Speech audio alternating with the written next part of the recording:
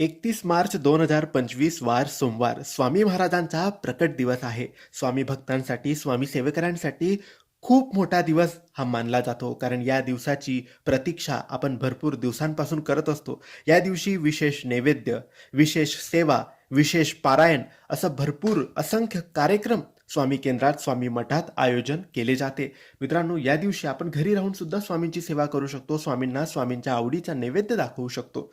आता स्वामींना काही पदार्थ आवडतात. ते पदार्थ आपण करावेत आणि प्रेमाने, आपुलकीने तो नैवेद्य स्वामींच्या फोटोसमोर किंवा मूर्तीसमोर तो दाखवायचा आहे. आता स्वामींना आवडीचे पदार्थ कोणते? तर स्वामींना अत्यंत आवडीचा पदार्थ आहे पुरणपोळी.